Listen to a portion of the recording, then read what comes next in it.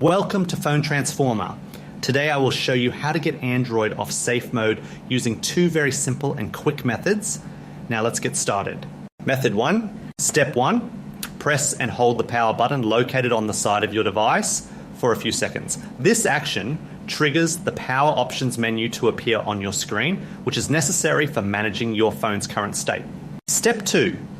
Tap on the restart button that appears in the power menu to begin the rebooting process. This is the most effective way to refresh the system and exit safe mode so your apps can function normally again. Method 2. Step 1. Swipe down from the top of the screen to pull down your notification panel. This area contains your system alerts and quick settings, allowing you to see if any special modes are currently active on your phone. Step 2.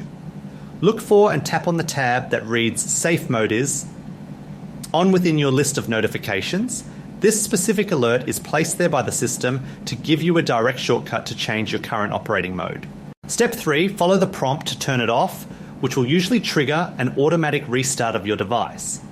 Selecting this option confirms that you want to leave the restricted diagnostic mode and return to your standard user interface. Thank you for watching, and please subscribe to the channel for more helpful mobile tips.